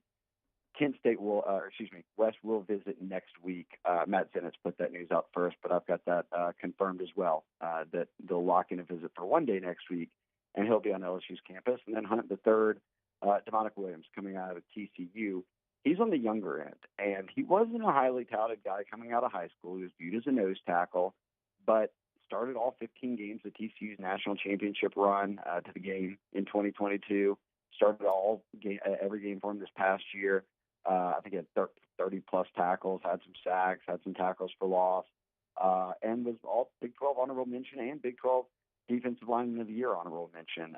He's going to visit April 30th to May 1st. He's also got OU, Texas, Colorado, and their visits set. So all of these guys, as I said, with look, C.J. West come out of Kent State. The visit date has not been locked in next week because he's got so many teams that are after him trying to say, all right, which day will you get to campus? So I think geographically he's trying to figure out, all right, I go here, then there, then there, then there, and then back home, and that makes sense. So good on LSU, though. This is what you wanted to see, right? You wanted to see the staff, Bo Davis, the personnel department, and Brian Kelly, everybody go after the one position we knew they needed to go find players at because they only returned 2 scholarship defensive tackles from last year in Guillory and Lee, and Guillory has made 3 starts, and those would be the only 3 starts you're getting out of the group. No doubt. And I'm curious because we all kind of know how the recruiting thing works when you're in high school with official visits and unofficials, but like who's paying for all these visits? Do you have to do that on your own dime when you're a junior in college? No, you can take this. You can have an allotment of visits that you go and make and, get set up with. And like a lot of these guys do it that way. And I think a lot of people thought that transfers would be like, I'm transferring, I'll visit 50 schools. What we've seen is that a lot of these guys just visit 1, 2, 3, and then say, you know what, I'm done. I found it. I'm shutting it down. Paez said, look, I got calls from all kind of schools. Set LSU up with my first visit, went, didn't need to see anything else. I'm in and committed. So these guys have not really stretched it out as much as maybe a high school prospect would when you have a lot more time. These transfers know, hey, look, I want to go ahead and get on board with somebody so that I've got my spot and I can go ahead and then start to kind of transfer over of working on my credits, getting everything ready for arriving in the summer. So last thing here, Shay, we appreciate your time on a Friday. Certainly wouldn't ask for names here because that's not really fair, but position groups that you may see some attrition from from LSU. I'd say that you'd look at the rooms that are the deepest, right? DB has more than 20 guys in it combined between safety, corner, and that star position. And I know that that's a spot where they have to find guys, and order out kind of who they really like. But I wouldn't be shocked if maybe another guy entered. Receiver the same. Both those positions have had some guys that have been injured for a couple of years in a row, so you sort of keep an eye on that. One thing that's weird to me, though, Hunt, is that not long in that same press conference where Brian Kelly said, we're just going to focus on D tackles, he wasn't very pleased with the punting, and he made it very clear, and then said, I want to see competition there. So do you go out and maybe entertain a punter? I don't know. We haven't seen Peyton Todd in live action. He's been on the team a number of years now, but Aaron Burrell comes to campus out of Parkway, your neck of the woods up there, but number 2 kicker in the country. But you're not tossing a true freshman into that mix, are you? I don't think. So I'm curious what happens there, and then maybe what happens with LSU special teams room, considered they have 5 specialists on scholarship right now, 3 of which are kickers, and not many people carry that many kickers. So it's kind of the areas I'm watching: DB, receiver, special teams. Shay, have an awesome weekend. I hope I send you a happy column on Monday. I'll be waiting for it. He's Shay Dixon over there from the Bengal Tiger, part of the On3 crew. If you're looking for transfer portal news, recruiting news, all of that is pinned to the top of their message board over there at the Bengal Tiger. It is a fantastic resource. As Shay, Billy Embody, Matthew Bruni, all of those guys join us from time to time. We appreciate Shay for making some time here on this Friday. We'll step aside when we come back. Should the Saints trade up? That's next. You are now listening to The Hunt Palmer Show. Visit us at LeBear's Baton Rouge Casino this spring for all the hoops and hockey playoff action. Got the biggest screens, the best food, the best drinks. What else you need? Well, maybe Pin Cash. They're giving away Pin Cash bonuses and prizes to Pin Play Rewards members. If you're not a member, that's all right. You can join today by downloading and registering for the Pin Play app from the App Store. You can unlock all the fun, including a chance to win up to $2,000 in Pin Cash. All this and more. Make LeBear's Baton Rouge Casino your spring sports viewing headquarters. Got to be 21 or older. Gambling problem? Call 1-800-522-4700. Our listeners fire off their opinions on the jimsfirearms.net hotline at 499-1045. Keep listening for your next chance to shoot us your thoughts with the jimsfirearms.net hotline on 1045 ESPN Baton Rouge. Elevate brand visibility, ignite customer engagement with the power of radio and digital advertising combined. Guarantee Digital Media brings the two together as a trusted media partner in Louisiana for nearly a century. Claim your free digital audit at guaranteemedia.com. I've been doing business with Luba for 25 years. They're dependable, trustworthy. It's just the attention to detail with our clients. Our folks have years and years of experience. They're highly trained professionals. But many companies have that asset. What I'd like to think makes Luba a bit different is that we use those talents in a way that truly is dedicated to serving the needs of the folks who depend on us. Yo, Jake here from my friends over at Community Steel Company located in Gonzales, Louisiana. The local place you can turn to for all of your metal building needs. Notice I said local, not Houston, not Dallas, not Atlanta, but right here in Gonzales. Visit them at their brand new state-of-the-art website at communitysteelco.com or pick up the phone and give them a call today to answer all of your questions on your metal buildings, roofing and sheet metal, and any other steel needs you or your business need at 225-647-2020.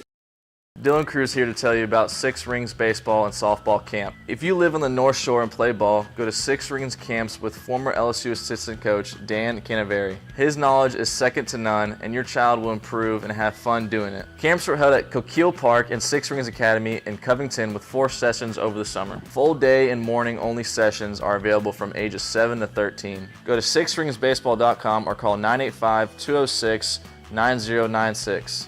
Learn the game to love the game. There it is, the extra mile, on the border of expected and extraordinary for those willing to go further, like vans customized for work or play, with safety and tech to keep you connected, supported by a 5-star sales, service, and finance team, and backed by the 1-star you know.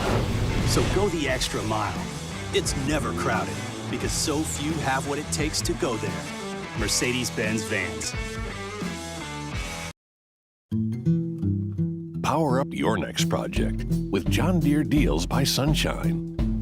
Whether you're working hard or playing hard, our knowledgeable team will help you find the right product for you. Ask us about our amazing tractor package promotions. Learn more about what it means to be powered by sunshine at sunequip.com.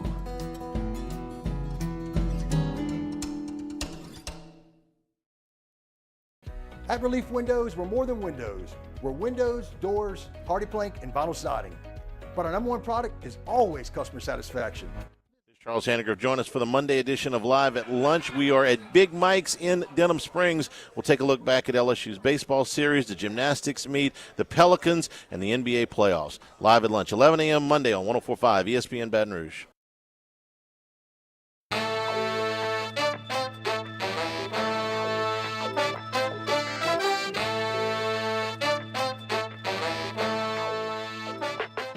While you're busy with spring cleaning, we'd like to add to the clutter. In your bank account, that is, to the tune of $2,000. It's the 104.5 ESPN Baton Rouge Spring Cha-Ching, powered by Citizens Bank and Trust. Registered today at 1045ESPN.com. This is the Hunt Palmer Show, brought to you by Corks, Cajun Fried Fish and Shrimp. So I was perusing the interwebs this morning, as one does, prepping for a talk show, and came across this piece on ESPN.com that Bill Barnwell wrote, and it's talking season for the NFL draft. I think in earnest, starting Monday, we really get into like specific players and maybe targeting some things in the late rounds. But I mean, there's like a 2-month span of like mock draft this, mock draft that, mock draft that. And I have a hard time doing that for 2 months. Because when you look at the Saints mock draft, it's always like 3 guys. Olu Fashano's like always on there. You find some Brock Bowers there from time to time, maybe some J.C. Latham, and at times you might get a Leatu Latu pass rusher from UCLA, but it's not really that varied. So I don't find it super interesting, quite frankly, and haven't spent a lot of time on that. But this was different. In this mock draft, Bill Barnwell puts together a trade for everyone. Certainly not anticipating that every single team is going to make a trade, but what's possible? And I will say that the scenario that he paints at 14 makes no sense to me on a number of levels, except that the Saints do this stuff all the time. So I can't totally rule it out. I mean, y'all know the Saints front office. How quickly can we ditch these draft picks that are yet to come to move up a few spots to get one guy? It happens more than it doesn't, quite frankly. And we all expect it to happen at some point in round 2 or 3 when they offload some of these 5th-round picks that we know they're not going to use. I would use them. They're not going to. We talked about this on Tuesday with Luke that the Rams drafted 14 dudes last year, and they found really good players in the 5th round. Now, some of the guys got cut, but they filled some holes with cheap players because they used draft picks. The Saints don't believe in that. We're not using these draft picks except for to trade them to go get one guy. And sometimes one guy is really good, and sometimes one guy can't play a lick. But it's one guy. So in this scenario, Bill Barnwell has the Saints going up for one guy. It reads, if there's no market in the top 6 to move up for a quarterback, the Saints might be able to jump ahead of the line for their favorite offensive tackle in this class. The Chargers don't have to trade down and could comfortably consider a wide receiver or a tackle themselves at number 5, but they're also a team that could stand to add some extra draft capital. So are the Saints, of course, but why would Mickey Loomis start trading down in round 1 now? That's a funny line in the deal. So in this scenario, Barnwell has the Saints getting the 5th pick in this draft. To get there, you give the Chargers your number 14. You trade away your 2nd round pick at 45. And you trade away Trevor Penning. Now, I don't think there is any world where the Chargers trade off of 5 to move back 9 spots to get a guy that the Saints deem can't play and a 2nd round pick. I don't think that makes a ton of sense. But for the Saints, for the sake of this discussion, we'll leave the Chargers out of it. But just if you're talking about the Saints, does it make sense for the Saints to cut the line to get the best tackle on their board, where at 14 you might be looking at the 3rd or 4th tackle on your board? Does that matter enough to you to mortgage a pick later on? My suggestion would be no. I believe you've got to trust your organization to be able to evaluate. I promise you, there are 4 guys in this NFL draft that can play tackle. I promise you. You have to find one of those guys at 14. And that's why Olu Fashanu continues to be mocked to the Saints, because he's generally thought of as the 3rd or best tackle in this draft. But do you feel like mortgaging another pick down the line to go get Joe Alt is worth it? I would say no. Do you feel like trading up? And by the way, the offensive tackles in this draft have some tough names, a lot of value. After Joe Alt, which I can handle, Olu Fashanu shortened his name so we could figure it out. Washington's tackle, Troy Fautanu, is another one that's thought to be a potential top 10 pick. And then you continue to move on, J.C. Latham. And then you would get to Olu Fashanu or Taliz Fuaga from Oregon State, who's thought of as a top 20 pick anyway. Now, the Saints are going to have these guys scouted immaculately because this is the position they know they have to draft. So you will have done every bit of work on all of these guys. This is not some situation where guys fall and it's totally unforeseen and now you've got to scramble. Not at all. The Saints will have the top 10 tackles, probably the top 20 tackles in this draft, absolutely scouted from pillar to post because they can't afford to do it another way. You have to know and so you have to trust that you have that figured out because you got too many holes on that roster to be moving up 9 spots when you're already sitting there at 14. Again, to say it a different way, there, in my opinion, is no chance that a good starting 8-year offensive tackle is unavailable at the 14th pick in this draft. One of these guys that will be available is going to be able to play. Excuse me, because you know the quarterbacks are coming off the board early, and you know the wide receivers are coming off the board early. And somebody's going to jump at a pass rusher. And they're just because of the math, there aren't 14 picks in front of you there to take these guys off the board. So to me, while it sounds appetizing, well, you offload Trevor Penning, 2nd round pick, and here we go. Let's get the best tackle in the draft. Okay, but what's the difference between the number one tackle that's taken and the next best tackle in this draft. People seem to think it's a really deep tackle draft. I would have to stay put. That's going to be my chorus of the next week for the New Orleans Saints. It's going to be show a little bit of patience. Show a little bit of patience. I cheerleaded and applauded the Saints being aggressive in the Breeze era, in that Peyton era. Do it. You're right there knocking on the door. Go get Brandon Cooks. Well, didn't work. Go get Mark Ingram. Go get Marcus Davenport. Well, didn't work. But fine. If you're convicted in it, go do it. Not now. Get some cheap guys that can play. Quit trading draft picks to go get one dude, and then he can't play, and now what? It's the chorus I sing all the time when I'm breaking down the draft, but it's unavoidable at this point. I don't think that the Chargers are in a hurry to move back 9 spots in this draft to take on Trevor Penning.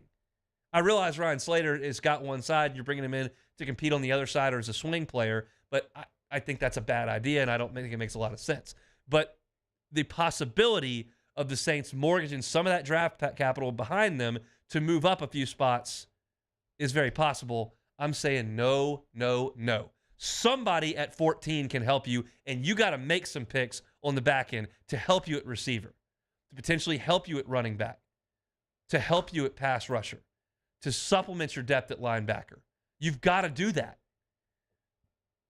You're not in position to ditch assets to get one. Because your track record, if you had hit on all these guys you traded up for, I would have full trust in you. But you need to allow some margin for error. And when you keep trading away draft picks and narrowing how many draft picks you're able to select, your margin for error goes away. And you end up with some of these draft classes you've had with no results. I'm not saying you've got to do it like you did in 17 and just hit. Like, that's hard to do. But it's easier to hit on 4 guys if you make 8 or 9 picks than it is if you make 4. Don't trade up. Don't trade up. Don't trade up. Don't trade up. We'll see. Our draft party brought to you by Boudreaux's Electric will be next week over at Don Juan Cigar Bar. Very, very excited about it. Some folks in the Value 4 chat were just speaking about my performance in that stream last year.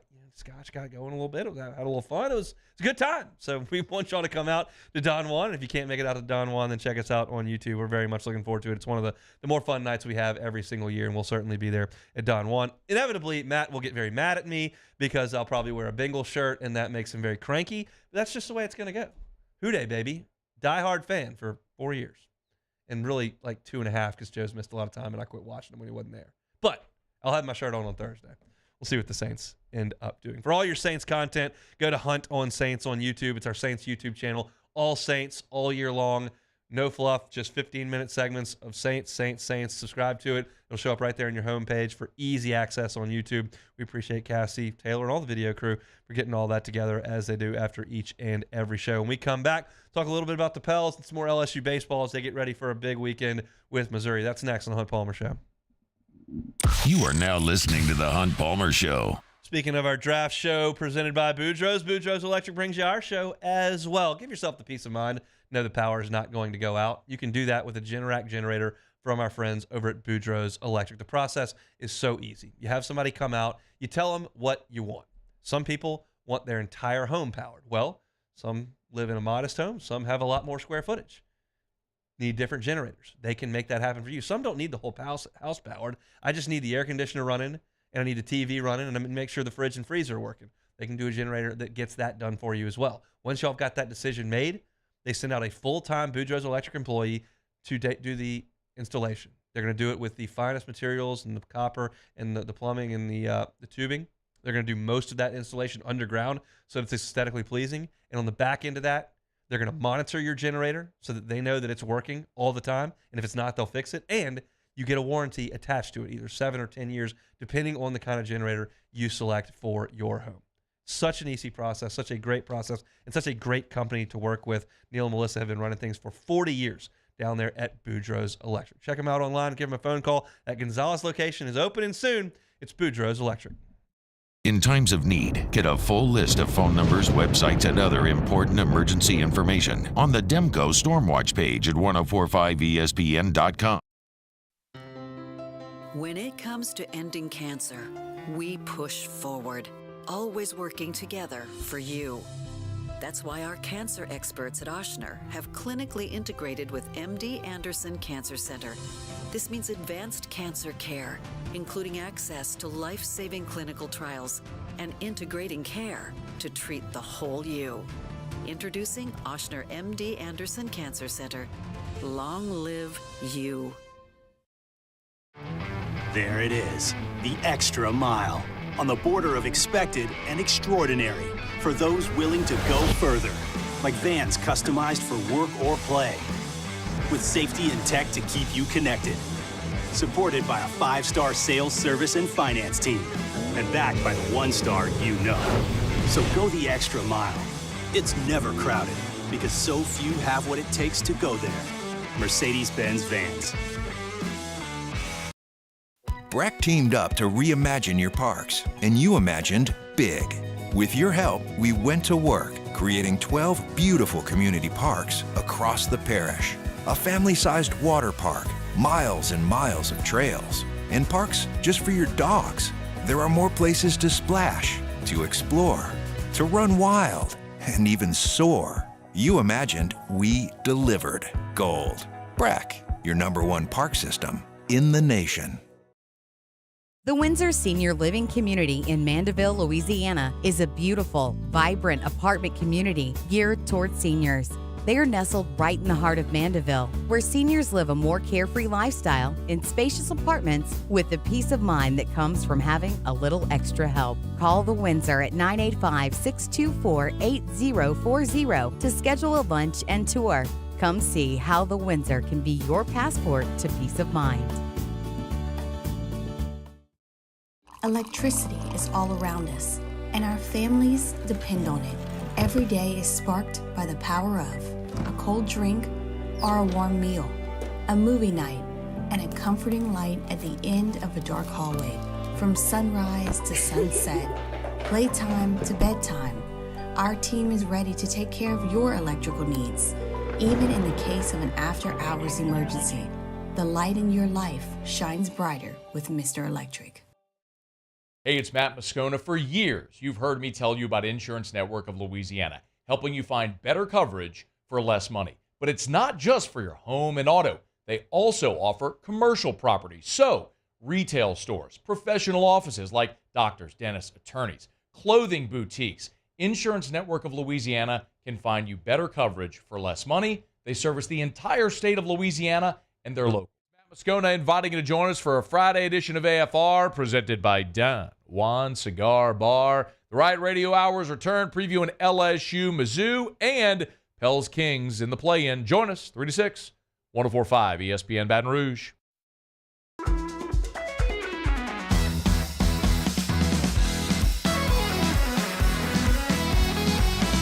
You're listening to The Hunt Palmer Show, brought to you by Corks, Cajun Fried Fish and Shrimp.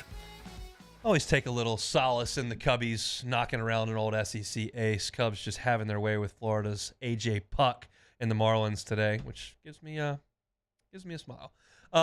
Speaking of smiles, does T-Bob have a smile in the morning, Taylor? How's old T-Bob feeling about his Pels right now? We're doing okay. I mean, he's a little bit down. You know him. He's a fiery guy. He loves his New Orleans Pelicans. He was depressed all week, but his mood changed today. Today he had his game face on. That's as how normal. I am with baseball today. Yeah, your mood on baseball this week is his mood on the Pelicans. And both situations seem a little dire. And I just, without having a dog in the fight, like with the Pels, I'm at Pluckers on Tuesday, and I mean a lot of the trivia crew are Pels fans, but noticeably the Pels apparel was on Tuesday. Everybody was way more into the game, as you'd expect, in basically a de facto playoff game. And that ending is just such a gut-wrenching ending as a fan, because not only did you fall short of the goal of getting into a playoff series with this core, you also lost the core. And this whole season has felt for the Pelicans like finally the experiment got to be conducted. Like, does this group that we put together with Zion Williamson as the draft pick and Brandon Ingram as the trade chip from Anthony Davis and CJ McCollum as the big move that we made to bring in an ancillary piece, and yet, like, does this work with the guys we've drafted, like Murphy and brought in with Alvarado? Like, is this good enough? And honestly, for 82 games, yes, it was good enough. You very, very easily, with that record in a given year, could have been the 3 or 4 seed in the Western Conference. And, like, by any definition, for New Orleans' basketball franchise to be in that position is good. Is it the best you could possibly do? No. Are we championing moral victories here? No. But we have to understand the reality of New Orleans' basketball franchise. There's only one way to win in the NBA, to have a superstar. That's the only way to do it. And the only way New Orleans can get a superstar is to draft them, because you can't get them in free agency, and you're probably not going to get into it with assets in a trade. And when you get superstars, you've had 2 guys that wanted to bounce. And you got the opportunity to take the number 1 pick in the draft and then try to surround him as quickly as possible. And then you couldn't do anything for 2 years because injuries kept happening. And you finally got to the point where you're like, okay, we can get into the playoffs here and get these guys some experience and see what it looks like. And now you may not even have that chance. And that is maddening. But when you win 49 games, that is a success for New Orleans. And I think I'm going to take more, unfortunately, from the 82-game regular season than I am for 40 minutes tonight. And I'm not going to call it a failure if the Pelicans, with Brandon Ingram a week back from missing a month and Zion Williamson on the bench in a cast, like, I'm not a cast, a hamstring injury, but like, that's not important to me in terms of evaluating where the franchise is. Now, we all know the situation with the Pelicans and the Kings, and we understand that the Pelicans have owned the Kings this year, and once that was without Zion. And we know that it's because of the Pelicans' length, and we know that it's because of their size, and that's all well and good. But for me, not having Zion available and having a BI that you didn't even trust to go out there in crunch time without Zion 3 days ago does not feel super awesome. So for the Pelicans to win tonight, I think 2 or 3 things have to happen. Like, you're missing a 40 burger from Tuesday because Zion's not playing. So you got to make up for those. So I'm going to need Trey to make 6 threes. Like, that's got to be a start. Trey Murphy's got to hit 6 threes. I'm going to need CJ to put on his scoring pants. He's done that before. Last year, B.I. and Zion both went out, and CJ went out there with 1 arm, 1 wrist, and 1 thumb, and tried his best. And he understands that assignment. Like, he's not going to be gun shy tonight, and he's going to have to play great. And then you're going to have to figure out a way to deal with De'Aaron Fox. Now, you've done that pretty well, whether it's Herb, Jose, whoever. You'll probably give him some different looks because he's such a good player. De'Aaron Fox, incidentally, I'm obviously more of an SEC basketball guy than I am an NBA basketball, but he was the fastest baseline-to-baseline point guard in the SEC in the last 10 years. Fox, Kyra Lewis, like those 2 names come to mind the quickest. But you got to deal with him. And it's like, it's one of those deals in the NBA, more so than in college, where like you can look up and a guy can go for 46. You just get the wrong night, like it can happen pretty quick. Obviously, New Orleans has seen that with Devin Booker a couple of times recently, and De'Aaron Fox can do that, but you've done a good job of flustering him. So I'm not saying everything has to go perfect for the Pels to beat the Kings. That's certainly not the case. They've been a good matchup, and it seems like the Kings side is pessimistic and the Pelican side are pessimistic. You just need some of that mix. If you can fluster Kyra, that's the former Pel. If you can fluster De'Aaron Fox and CJ can put his scoring boots on and get you 30, then you feel pretty good about it. If CJ and Trey really play well on the outside, then you feel good about it. If Trey gets rolling and gets you 26 and De'Aaron Fox only has 22, you feel pretty good about it. Like, there's a give and take there, but some recipe of that is going to have to happen. I loved Charlie and Jimmy's talk earlier today on Live at Lunch, if you missed it, about the environment in the Smoothie King Center, because there's something to calling on the same group of fans to continue to come out to the Blender night after night after night, and you've lost 6 in a row, where one of those going differently means you're in an entirely different situation. Just one.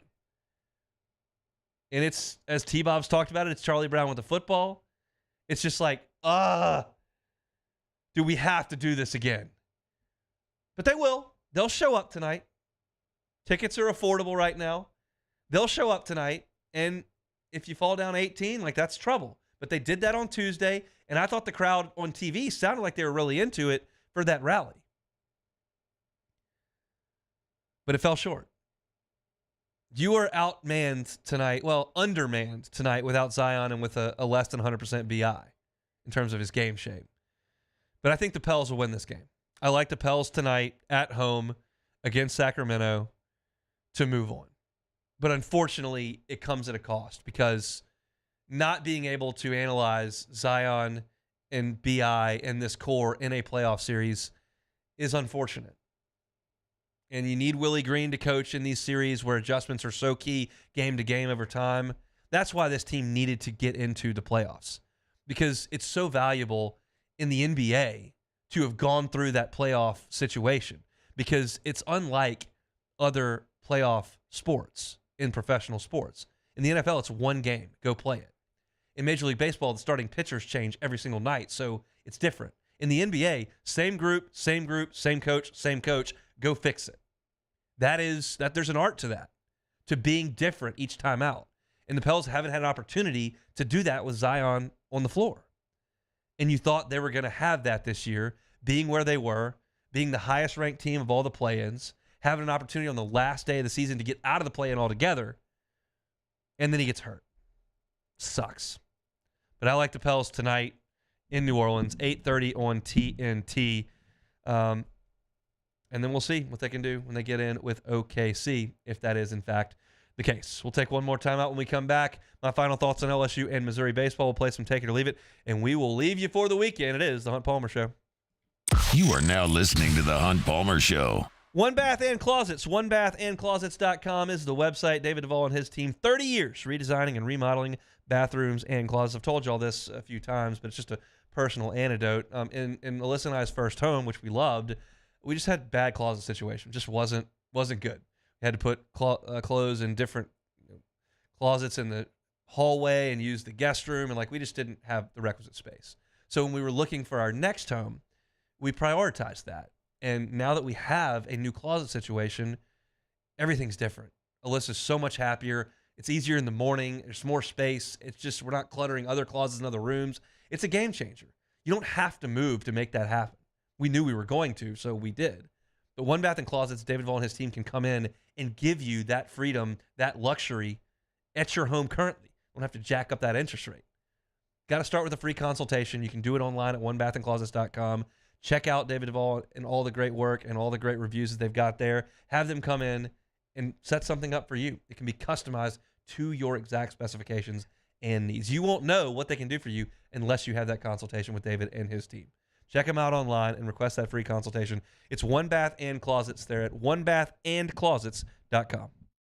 Our listeners fire off their opinions on the jimsfirearms.net hotline at 499-1045. Keep listening for your next chance to shoot us your thoughts with the jimsfirearms.net hotline on 1045 ESPN Baton Rouge. Power up your next project with John Deere Deals by Sunshine. Whether you're working hard or playing hard, our knowledgeable team will help you find the right product for you. Ask us about our amazing tractor package promotions. Learn more about what it means to be powered by sunshine at sunequip.com.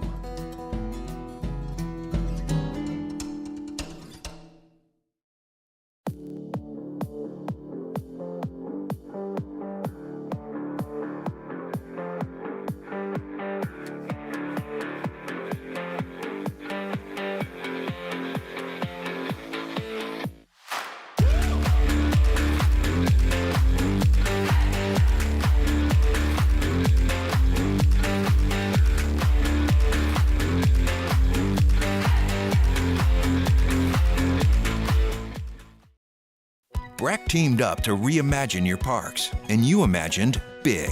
With your help, we went to work, creating 12 beautiful community parks across the parish. A family-sized water park, miles and miles of trails, and parks just for your dogs. There are more places to splash, to explore, to run wild, and even soar. You imagined, we delivered. Gold. Breck, your #1 park system in the nation. Jerry and Benny Payne began Central Plumbing Company out of their driveway in Tanglewood subdivision. 50 years later and 4 generations down the road, we continue to serve Baton Rouge and the surrounding areas for all of their plumbing needs. Residential, commercial, industrial, or hospitality, Central Plumbing is here 24/7, 365. We want to thank our customers, family, and friends for 50 years of success. And looking forward to 50 more. I've been doing business with Luba for 25 years. They're dependable, trustworthy. It's just the attention to detail with our clients. Our folks have years and years of experience. They're highly trained professionals, but many companies have that asset. What I'd like to think makes Luba a bit different is that we use those talents in a way that truly is dedicated to serving the needs of the folks who depend on us. Yo, Jake here from my friends over at Community Steel Company located in Gonzales, Louisiana. The local place you can turn to for all of your metal building needs. Notice I said local, not Houston, not Dallas, not Atlanta, but right here in Gonzales. Visit them at their brand new state-of-the-art website at communitysteelco.com or pick up the phone and give them a call today to answer all of your questions on your metal buildings, roofing and sheet metal, and Monday's OTB. Did the Tigers finally manage to win their first series of the weekend? Will the Pelicans be playing playoff basketball? The latest from the Purtle and weekend winners. Off the bench, 7 to 10 a.m., 104.5 ESPN.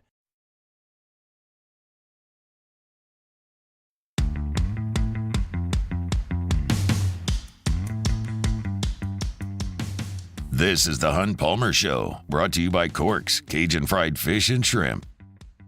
Winding things down. Shout out to the folks over at Corks. They bring you our Friday shows each and every week. It's usually real difficult for me to stare at these panels in this on this Friday show. As much as I love Gulf Coast Office Products and love Rouse's, and obviously I love Pluckers as well, the Corks panels are the most appetizing in our YouTube studio. They've got the fried shrimp basket, got the catfish, got the hush puppies, got the etouffee on there. It's difficult to look at for 2 hours. It's very, very good.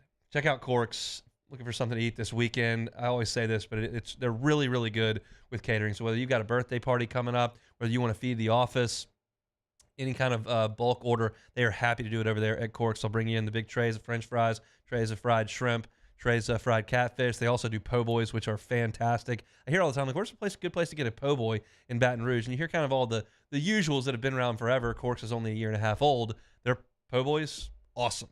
Give them a try over there on Government Street. And they bring our Friday shows each and every week. All right, LSU and Missouri starts tonight. You just got to pitch well tonight, Gage Jump. Like, he's got the stuff. He's missed bats at times. I get it if you're not going to shut Tennessee down. But this Missouri team, offensively, the numbers are just putrid. They're hitting .203 as a team in league play. I mentioned this at the top of the show. They have 2 guys on their team with multiple SEC home runs. And one of them is Thomas Curry, who's hitting .133. He's 4 out of 30 with 2 home runs. There's no reason, in my opinion, that Gage Jump should not be able to go out there and go 6 innings of 2-run baseball.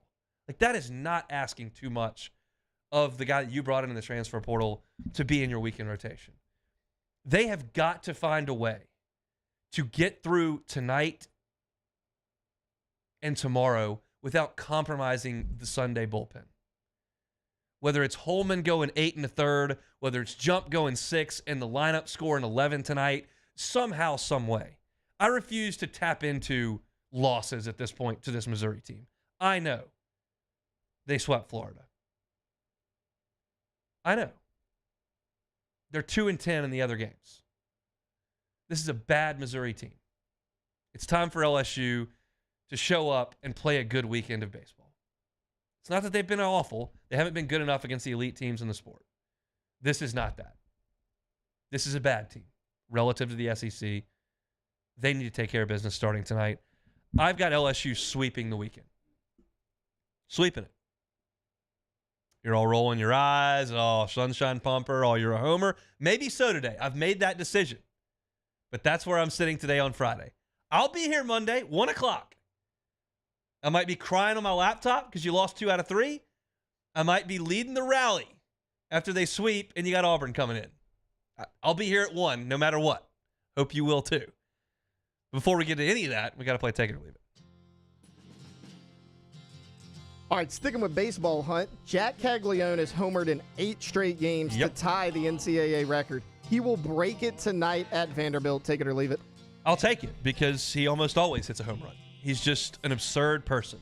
I'll take it. As good as he is on the mound, throwing 97 from the left side, I think if I was a major league organization, I would draft him as a hitter. He is such a great power hitter. He's not striking out a lot this year, and he hits it 518 feet over the scoreboard sometimes, like he did back on Tuesday. He is incredible to watch in person. He has won them multiple games this year, including Game 2 in Baton Rouge here. That guy's a stud, and I think he will hit a home run tonight to make it 9 games in a row. He's that good. He didn't even have to hit it that hard. He didn't last night. It was the opposite field over the monster at Vanderbilt, but it's enough because he's built like a horse. LSU's gymnastics team will clinch its first ever national title tomorrow. Take it or leave it. Did the women's basketball team win the national championship? Did they? This past season? Yeah. No. Is baseball going to win it? I doubt it.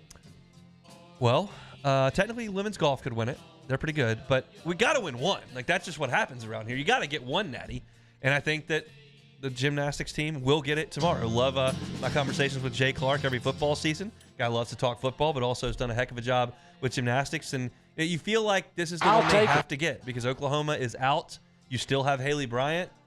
You still have Leah Finnegan. Like, you've got the team that is good enough to win it, and the Big Bad Wolf is gone. It's kind of like last year when the women showed up in the Final Four and did not have to see South Carolina. Like, yeah, Caitlin Clark's really good, but the Big Bad Wolf of South Carolina was gone. Oklahoma's not there.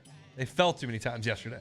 So, yeah, I think they do get it done this weekend. I'll be pulling for them tomorrow. That's incidentally on ABC. You can watch it coming up tomorrow. All right, last one. Duke has lost 2 players early to the NBA draft and 7 more to the transfer portal. Just 2 Blue Devils remain on the Duke roster. The post-Coach K era doesn't feel very sturdy. Take it or leave it. I'll take it. That's fair that it's not feeling very sturdy. I don't know that that's a complete indictment on the entire program. Like I've said 25 times on the show that I would not have hired John Shire to be my head coach if I was Duke, but Kentucky did just have to run all over the place and try to hire a coach, so maybe it's not as easy as I'm giving it credit for, because we think that Kentucky got turned down by Alabama's coach and Baylor's coach, so maybe Duke couldn't do a lot better than John Shire. But I've never thought that was the greatest hire I've ever seen in my life. But it doesn't mean that they can't go out there and bring in a ridiculously good freshman class and then go supplement from the transfer portal and field a really, really good team next year. I think in a bygone era, if you had 2 guys left on your team at this point in the season, you'd think that the program was doomed. That's not the case anymore. But it just shows, like, college basketball is not really about program building anymore. To an extent, college football still is, depending on where you are. LSU's trying to do it. And to an extent, college baseball at the elite level still is. You're seeing a lot of the same cast of characters at Florida and at LSU, and at, you're adding some guys. Florida goes and gets Cody Shelton. LSU's got Tommy White, and A&M's doing with Braden Montgomery this year.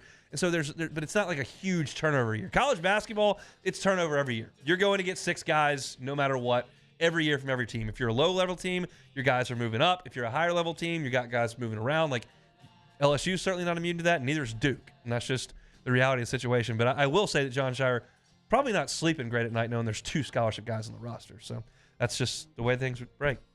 That's it for our Friday show here, brought to you by Cork's Cajun Fried Fish and Shrimp. If you missed it, always invite you to check things out on demand at 1045ESPN.com's On Demand tab, Apple Podcasts, Spotify, Google, wherever you find your podcast, you can find us there. You can also always find us on YouTube. Appreciate it if you find us Hunt on LSU, Hunt on Saints. Those are our football channels, football-only channels. Opened the show today talking about LSU and Missouri, kind of laid out a scouting report on this Missouri team and talked about what it's going to take for LSU to win. LSU in the transfer portal, comings and goings. A lot of that at 1:15. Ryan Yates is out. Jeremiah Hughes is out. Christian Brathwaite's out. Kai Prion, Connor Gilbert, Jackson Howard. All those guys finding some new homes. Chris Mui was with us talking baseball at 1:30 today. Our baseball breakdowns all season long are brought to you by Pluckers. Paul Skenes doing great things in AAA. When's he headed to the big leagues? I talked about that in hour number 1. Shea Dixon, you won't want to miss that conversation. You can check that on YouTube very shortly. Hunt on LSU, or catch it on demand at all the places that I told you. He's got a lot of great information about defensive tackle visitors that LSU is expecting here in the coming weeks. Should the Saints trade up? No. I talked about that at 2:15, a little bit of Pels talk as well. I like the Pels in the blender tonight to get it done and to keep things rolling into the playoffs. That's it for us. Hope you'll have an awesome and safe weekend. Matt is about to drive you home on After Further Review. We're back same time, same place on Monday, hopefully in a good mood. It's the Hunt Palmer Show. You are now listening to the Hunt Palmer Show.